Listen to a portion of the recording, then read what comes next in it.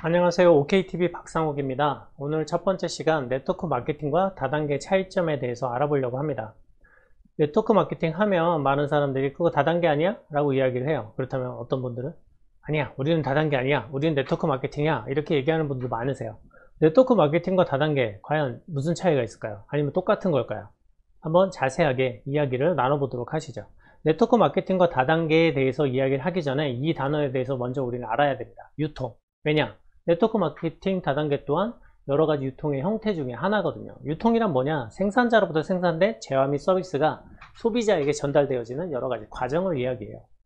그렇다면은 가장 작은 형태의 그 유통의 시작은 뭐가 있을까요? 동네 구멍가게부터 시작된 거죠. 그러면서 미국에서 좀 더 커진 형태의 유통구조인 슈퍼마켓이 들어오게 돼요. 슈퍼마켓 다음에 뭐 어떤 게 들어왔죠? 백화점이 들어오고, 그 다음에 점점 커지는 점점 대형 할인마트, 그리고 홈쇼핑. 지금은 일상화가 된 쇼핑몰이 지금 유통의 흐름으로 변해갔어요.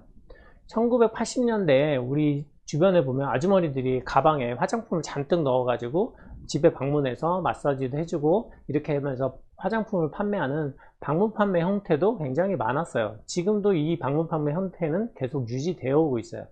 이 방문 판매에서 우리 다단계는 시작이 돼요. 어떻게 시작이 되냐? 그 부분에 대해서는 계속 뒤에서 이야기를 나눠보도록 할게요. 그럴 쯤에 미국에서 네트워크 마케팅, 즉 MLM, 다단계가 시작이 된 거예요. 네트워크 마케팅의 시작은 1960년대 하버드 대학교에서 논문으로 발표되면서 그 점자 정착이 되면서 미국에서 굉장히 활성화되면서 자리를 잡게 돼요. 그쯤에 한국에서는 88년 서울 올림픽을 하게 되죠. 그러면서 이제 미국에 있는 한국인들과 외국인들이 한국에 방문하면서 굉장히 다단계의 무궁무진한 시장이다 라고 판단을 하게 되면서 미국에 있는 많은 다단계 회사들이 한국으로 진출을 하게 돼요. 한국에서는 아직 다단계 법들이 체계화되지 않은 시기에 난립을 하면서 사재기나 많은 피해를 발생하면서 다단계 하면 떠오르는 이미지가 사재기, 불법 이런 이미지가 자리 잡히게 된 거예요. 이후에 이제 다단계법이 제정되면서 다단계 회사들은 직접 판매 공제조합이나 특수 판매 공제조합에 가입이 되어야만 해요. 그래야 합법적인 회사로 인정을 받는 거죠. 그런데 방문 판매 회사들은 이런 조합에 가입이 어려웠어요. 왜냐하면 3개월치의 매출을 예치를 해놔야 돼요. 일정 부분을 예치를 해놔야 되기 때문에 영세한 이런 방문 판매 회사들은 다단계로 등록을 하기가 너무 어려운 거예요.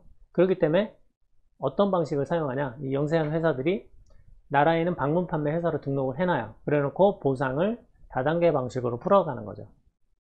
그러면 방문 판매랑 다단계랑 또 뭐가 다르냐? 여기에 대해서 먼저 이야기를 나눠볼 필요가 있어요. 재화를 전달하는 유통은 똑같아요. 즉 판매를 해야 되는 건 똑같죠. 그런데 이 매출에 대해서 수익을 풀어주는 구조가 약간 다르다는 거예요. 방문 판매 같은 경우 예를 들어 A, B, C 세 명이 있다고 가정을 할게요. A가 제품을 판매를 해서 매출을 일으켜서 마진을 먹어요. 그런 과정 안에서 이게 괜찮은 일이라 B를 소개하게 된 거죠. B 또한 이제 매출을 일으켜서 마진을 먹고 A가 소개했기 때문에 A한테 일정 부분의 이익분이 가게 되는 거예요. 수익분이.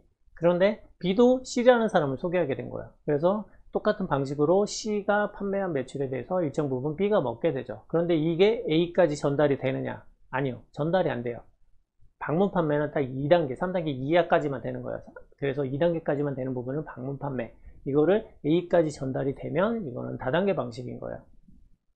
쇼비 오시죠? 이렇기 때문에 방문 판매와 다단계는 큰 차이가 없어요. 단지 판매하는 건 똑같고 매출을 3단계 이상 풀어주면 다단계인 거고 3단계 이하로 풀어주면 그건 방문 판매인 거예요. 자, 또 다른 다단계 형태로 보험도 있고 여러가지 여러분들이 아시는 학습지 같은 경우도 대부분 다단계 방식이에요.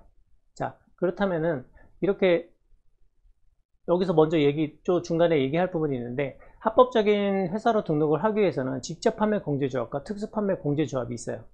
예를 들어서 여러분들이 어떤 회사를 소개를 받았어요. 그렇다면 그 소개가 받은 회사가 합법적인 회사인지 아니면 조합이 제대로 가입된 회사인지 알아보려면 어디서 알아봐야 될까요? 네이버에 공정거래위원회라고 검색을 하시면 돼요. 그러면은 공정거래위원회 사이트가 뜨게 돼요. 거기에서 사업자 정보 더 세부적으로 메뉴 들어가서 다단계 사업자 정보를 클릭해서 거기에서 내가 들은 회사 이름을 검색을 하셔서 거기에 나오면 합법적인 회사로 보시면 돼요. 만약에 이름이 등록되지 않은 회사다 그러면 그냥 잊어버리세요. 그 회사는 불법 회사입니다.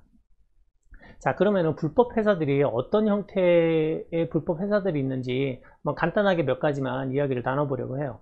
첫 번째가 바로 폰지, 유사수신 불법 피라미드예요. 대표적인 게 어떤 유형의 재화가 움직여가지고 매출이 일으켜지는 게 아니라 돈 아니면 무형의 형태의 재화 아닌 재화가 유통되는 과정을 뜻해요. 그러면서 돈만 돌게 되는 거죠. 그러면서 돌려막기식으로 이걸 풀어가는 방식을 보통 우리는 이제 폰지, 유사수신 뭐 이렇게 통틀어서 많이 이야기를 해요. 보통 이제 대표적인 게 금융 피라미드예요. 아니 뭐 들어보셨을 수도 있을 거예요. 만약에 이 금융 회사에 한 구자에 500만 원에 해당하는 한 구자를 내가 사놓으면은 그렇게 해서 내가 이제 여러 사람들을 똑같이 그 구자를 사는 사람들을 소개를 하다 보면 너에게 많은 커미션이 간다. 근데 한 구자당 소개해서 받을 수 있는 금액이 일정 부분 정해져 있기 때문에 여러 구자를 사게 되고 또 많이 소개하게 되면 더 많이 받게 되는 거예요. 그렇기 때문에 처음에 한 구자 정도 여러 개 되겠죠. 뭐 적게는 몇십만 원에서 뭐 500만 원 이렇게 해서 사면 일정 부분 커미션을 받기 시작해요. 그럼 어라 이거 돈이 되네? 그러면 어떻게 되겠어요? 한 구자만 사는 게 아니에요. 그 다음부터는 이제 막 5구자, 10구자 이런 식으로 막 2,500만 원, 5천만 원 이런 식으로 여러 구자를 사서 계속 소개하면서 더 많은 돈을 받으려고 하는 거죠. 그렇게 되면 회사는 그 과정이 돈이 엄청 시장이 커지기 전까지 계속 돈을 돌려막으면서 수익을 돌려주면서 마치 이게 엄청난 사업인 것처럼 사업자들을 믿게 해서 점점 많은 돈을 투자하게 만들어요. 그러면서 나중에 엄청나게 커지고 이제 돌려막기식으로 돈이 못 막는 상황이 되면 회사는 펑 하고 사라져요. 그러면 이 돈을 벌려고 했던 사업자들은 큰 피해를 발생하게 되죠. 우린 영화에서 이걸 대표적인 금융 피라미드 소재로 한 영화가 그 마스터란 영화예요. 이병헌이 나온.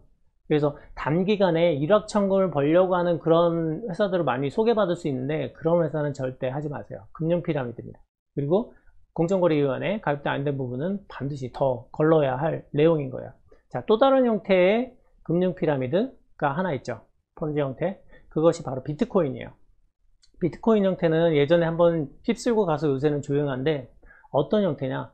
우리가 그냥 비트코인 거래소에서 비트코인을 사고 파는 건 괜찮아요. 어차피 비트코인의 리스크는 약간 있지만 사고 파는 형태이기 때문에 전혀 문제는 없어요. 그런데 이걸 어떤 식으로 푸느냐? 아까 한 구자, 두 구자, 세 구자 기억나시죠? 금융 피라미드. 자, 이걸 구자를 채굴기로 바꾸는 거예요. 자, 채굴기 하나당 500만 원. 예를 들어서 채굴기 하나당 500만 원 이런 식으로 해서 채굴기 하나를 사면 채굴기가 계속 돌면서 비트코인이 발생하니까 나의 수익도 늘어난다. 이러면서 또 다른 사람들에게 이걸 소개해서 채굴기를 구매하게 해라. 그러면서 채굴기를 막 여러 개 사면서 늘어나면서 나는 수익도 받게 되고 채굴기에서 비트코인이 또 생겨나니까 돈도 더 수익도 늘어나고 이런 식으로 되니까 돈이 되네? 그럼 어떻게 하시겠어요? 채굴기 하나 살 거예요? 아니죠. 3개, 4개, 5개 사겠죠? 똑같아요. 금융 피라미드 때 뭐 하죠? 한 구자, 두 구자, 세 구자. 비트코인, 채굴기 하나, 2개, 3개 똑같이 해요. 이런 식으로 해서 커졌을 때 뻥하고 사라지는 거 똑같은 거예요. 대부분 금융 피라미드에 빠지는 분들의 특징이 단기간에 일확천금을 받으려고 해요. 단기간에 일확천금을 받는 일은 절대 없어요. 네트워크 마케팅 다단계 모든 회사를 다 통틀어서 단기간에 큰 수익을 준다고 하는 회사들은 절대 멀리 하세요. 그건 보나마나 공정거래위원회 검색해봐도 검색이 안 되는 불법 회사 100%입니다. 그러니까 그런 회사는 꼭 피하도록 하세요. 그 다음에 또 다른 형태 금융이 아니라 이제 유사 수신행위 하는 그런 회사들이 있는데 그 소재 자체가 굉장히 황당한 회사들이, 황당한 소재가 많아요. 뭐 일반적인 거는 쇼핑몰 형태도 있어요. 쇼핑몰 하나를 뭐 예를 들어 300, 400만 원에 사가지고 그걸 똑같이 소개해서 쇼핑몰을 사면서 이제 그 안에서 돈이 풀어가는 방식인데 제품은 유통이 안 돼요. 그런데 쇼핑몰만 팔면서 판매가 되니까 거의 비슷해요. 또 어떤 유사수신행 회사는 영수증을 통해서 그 영수증의 커미션, 이렇게 사용한 금액에 따라서 커미션이 나눠가지는 방식인데 이것도 거의 그럴싸해 보이지만 금융 피라미드입니다. 얼마 전에 또 얘기 나왔었죠. 보물선 탐사, 펀드. 그것도 금융 피라미드예요. 그러니까 단기간에 정말 좀 약간 허황되면서 무형의 재화를 통해서 어떤 큰 돈을 번다. 거들떠보지도 마세요. 무형의 재화는 그냥 금융 피라미드 100%니까 그런 걸 넘으시면 좋을 것 같아요. 자, 그러면 방문 판매와 다단계로 다시 돌아와서, 즉 방문 판매는 3단계 이하로 그 수익을 풀어주는 게 방문 판매고 3단계 이상으로 풀어주는 게 다단계예요. 이렇게 두 가지 공통점이 있어요. 방문 판매 방식의 회사 구조는 매달 월마감이라는 게 있어요. 방문 판매 같은 경우 보통 몇 천만 원 단위예요. 몇백만에서 몇 천만 원 단위를 팔아야 거기에 대해서 커미션을 줘요. 많이 팔수록 그 커미션의 비율은 높아져요. 다단계 또한 많이 팔수록 수익에 대한 구조는 높아져요. 하지만 이제 그 내 하부에 같이 하는 팀들이랑 해서 팀 매치를 통해서 방문 판매보다는 좀 금액이 적죠. 한 월 몇백만 원 수준? 그런 식으로 해서 계속 월 마감을 치면서 많이 팔수록 커미션, 하부 사업자들이 수익을 발생해서 내가 받는 금액에 대해서 커미션이 올라가요. 즉, 두 개 공통점은 얘는 3단계냐, 얘는 3단계 이상이냐, 거기에서 많이 팔수록 수익도 올라가게 되는 구조예요. 그러니까 많이 팔아야 장땡인 거죠. 자, 그렇게 되면은, 자, 이제 방문 판매와 다단계, 방문 판매에서 다단계로 넘어갔고, 다단계와 이제 네트워크 마케팅을 이야기를 할 때가 됐어요. 자, 다단계 회사들은 방문 판매에서 넘어왔기 때문에 어떤 형태가 존재한다고요? 월마감이 존재해요. 이 월마감은 월 유지라고도 할 수 있는데, 대표적인 월마감의 형태가 팀 매출로 일어나게 돼요. 내가 소개한 사람들이 사업을 하게 되면서 이 전체에 대해서 내가 월 매출을 일으켜야 돼요. 그런 부분에서 그걸 매달 해야 되기 때문에 월 마감 형태로 하는 거죠. 방판하고 거의 비슷한 부분이에요. 그렇게 되는데 그 월 유지하는 금액의 차이에 따라서 다단계와 네트워크 마케팅을 우리는 좀 구별을 할 수가 있어요. 자, 그렇게 되면 일단 다단계에 대해서 먼저 이야기를 할게요. 방문 판매 형태에서 다단계로 넘어왔는데 만약에 하부 팀 매출 인프라가 같이 매출을 일으키기 때문에 뭐 3,400이라도 그 매출을 충분히 감당할 수 있어요. 그런데 만약에 하부 매출이 조금 떨어졌어요. 그렇게 되면은 나는 나의 직급을 유지하기 위해서 이 매출을 꼭 발생을 시켜야 돼요. 그런데 하부에서 그걸 매출을 못했기 때문에 두 가지 방법밖에 없어요. 하부 인프라에게 좀 더 동료, 어쨌든 판매에 대한 독려를 하거나 아니면 내가 그 모자란 거를 메꿔야 돼요. 왜 메꿔야 돼요? 그거를 월마감을 못 메꿨을 때 나의 직급의 단계에 올라갔다가 직급이 강등이 돼요. 직급이 강등이 되면 뭔 일이 벌어지냐? 직급에 따라서 주는 수당의 정도가 달라요. 그렇기 때문에 직급이 떨어진다는 건 내 수당이 떨어진다는 거예요. 그렇기 때문에 판단을 하겠죠. 지금 모자란 매출과 내가 직급이 떨어졌을 때 유지했을 때 들어온 돈으로 이걸 메꿀까 말까 판단을 하게 돼요. 그걸 매월 해야 돼요. 내 파트너 또한 성장하게 되면 초반에 보통 이런 회사들이 우리는 초반에 그런 거 없어라고 얘기를 해요. 하지만 직급이 어느 정도 타고 올라가면 그 직급 유지 매출에 허덕일 수밖에 없게 돼요. 그런 부분을 굉장히 우리는 조심해야 돼요. 이 부분을 사재기를 할지 말지 고민을 하게 돼요. 이걸 팀 매출을 해야 되니까 매번 그걸 고민하는 상황이 되는 거야. 밑에 파트너도 처음엔 그런 월 팀 마감이 그게 없어요. 하지만은 시간이 지나면서 직급이 올라가면 이제 월 마감이 팀 마감 매출을 해야 되는 상황이 오게 돼요. 근데 어떤 회사들은 보상 플랜을 풀어줄 때 이 이야기를 안 해요. 그러고 나서 6개월, 1년 뒤에 이야기를 해주기 시작해요. 처음부터 이야기를 해줬다면 아마 시작하는 사람이 없을 거예요. 그래서 모든 회사를 떠나서 어떤 회사를 소개받았을 때 보상 플랜을 설명을 들을 때 반드시 본사에서 나온 공식 자료를 보여달라. 그 본사의 공식 보상 플랜 자료를 통해서 반드시 들으시길 바라요. 거기 안에는 절대 숨김이나 어떤 빠짐이 있어서는 안 되는 부분이기 때문에 아마 팀 매출이나 직급 유지 매출 부분이 다 들어가 있을 거예요.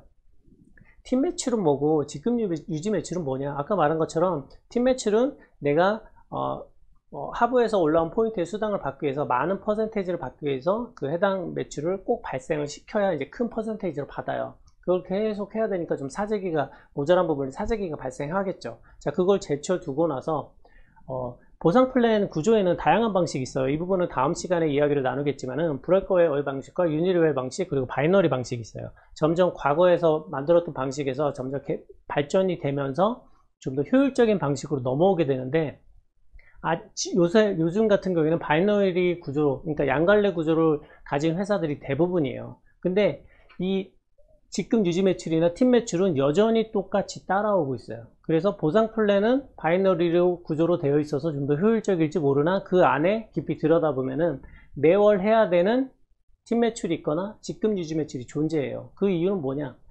팀 매출은 그나마 퍼센테이지를 뭐 많이 받거나 적게 받거나 하니까 그 리스크가 크진 않을 거예요. 그런데 바이너리 구조 상황에서 직급 유지 매출이 있는 회사는 그 직급 유지 매출을 못했을 때 어떤 상황이 벌어져요? 직급이 강등이 돼요.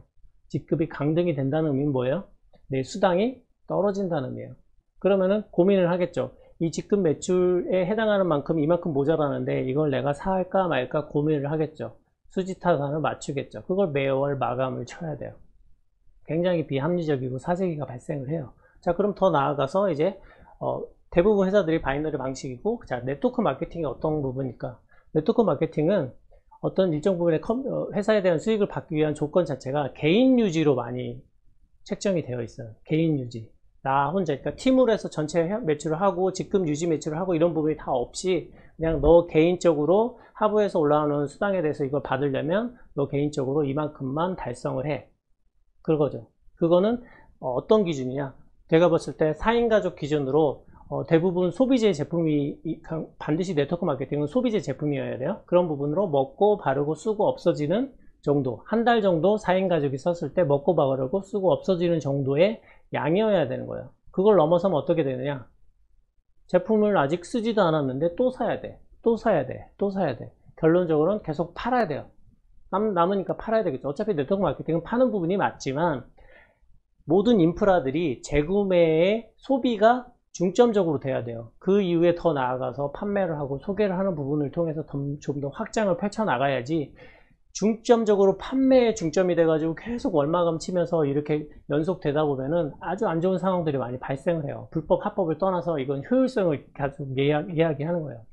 그래서 회사들마다 팀 매출 아니면 직급 유지 매출 부분이 있는지 체크를 하세요. 그리고 개인 소비가 있다면 그 개인 소비 기준은 어느 정도인지, 아니면 직급이 올라가면서 이 개인 소비 기준도 같이 올라가는지, 이런 부분을 굉장히 따지셔야 돼요. 개인 소비가 좋다고 했는데 개인 소비도 같이 따라서 올라가면 똑같은 거예요. 이거나 다를 바가 없기 때문에 개인 유지 소비는 수익이 올라가도 일정하게 유지가 되는지를 따지셔야 돼요. 그래야 내가 4인 가족 기준으로 한 달 자연스러운 소비로 계속 이 네트워크 마케팅이 퍼져나가고 이런 소비자들이 계속 발생을 해서 수입을 발생할 수 있는지, 큰 피해가 없는지, 그렇게 갈 수 있는 부분이 네트워크 마케팅이에요. 다단계와 네트워크 마케팅 좀 많이 길게 이야기를 했는데, 네트워크 마케팅 다단계법을 만들 때 참여하신 김태수 법학 박사가 그런 이야기를 했어요. 현재 네트워크 마케팅은 다단계법에 전세 살고 있다. 그 말은 뭐예요? 전세 산다는 의미는 돈을 많이 모아서 벌면 전세를 나가서 집을 사서 나가야 되죠. 그렇기 때문에 네트워크 마케팅도 언젠가는 집을 사서 나가야 된다는 뜻이에요. 다단계법 안에 있으면 안 된다는 뜻이에요. 다르다는 뜻이에요. 이게 그 구분을 지으는 부분은 아직 법적으로 정해지진 않았어요. 제가 봤을 때 2인에서 4인 가족 기준 그 금액 자체가 소비로 자연스럽게 먹고 쓰고 없어지는 정도의 금액이냐, 그렇다면 저는 그건 네트워크 마케팅으로 봐요. 근데 그 안에 뭐 또 다른 조건들이 숨어 있어서 더 많은 매출을 달성을 해야 된다. 그럼 저는 그건 다단계라고 봐요. 이거는 합법이고 불법이냐? 아니요, 그건 아니에요. 아까 말씀드린 그 불법 피라미드나 그런 부분이고, 지금은 합법 불법 얘기가 아니에요. 효율성을 따져야 된다는 거야. 자연스러운 소비만으로도 수당을 충분히 받으면서 계속 크게 퍼져나갈 수 있는 그런 부분이냐, 소비가 핵심이 되느냐 판매가 핵심이 되느냐, 그거를 따져보셔야 된다는 거예요. 네트워크 마케팅과 다단계에 대해서 이야기를 나누려고 하다 보니까 굉장히 앞에 서두가 좀 길게 가게 됐는데요. 여러분들은 많은 회사들을 소개를 받게 될 거예요. 네트워크 마케팅은 어차피 흐름은 넘어갈 수밖에 없기 때문에 여러분들은 네트워크 마케팅을 한 개 정도는 이제 해야 되는 상황이 와요. 다단계 회사든 네트워크 마케팅이든. 이왕이면 여러분들이 네트워크 마케팅 시대가 와서 1인 1 네트워크 마케팅을 한다고 쳤을 때 여러분들은 보다 효율적인 회사를 선택하셔야 내가 일한 만큼의 정당한 대가를 정당하게 받고 사재기나 어떤 그런 피해 없이 나한테 큰 혜택을 받을 수 있는 훌륭한 현명한 소비자가 되시기를 바라는 의미에서 이 부분을 설명을 드렸어요. 나중에 이제 이 부분에 대해서 좀 더 상세하게 자료를 통해서 여러분들에게 다시 한번 방송을 드릴 것을 약속드립니다. 다단계법이 앞으로 이제 보다 체계화돼서 깊이 세분화돼서 이런 부분 시장이 구분이 돼서 많은 사람들이 그냥 자연스럽게 네트워크 마케팅을 하면서 이 시장이 좀 더 깨끗하고 밝아지기를 바라는 마음을 생각하면서 이 영상을 마치도록 하겠습니다. 뭐 지금 첫 영상이라 많이 좀 어버버한 내용도 많았습니다. 하지만 이제 앞으로 좀 괜찮다 싶으면 구독과 좋아요 눌러주시고 계속 방송을 하도록 하겠습니다. OKTV 박상욱이었습니다.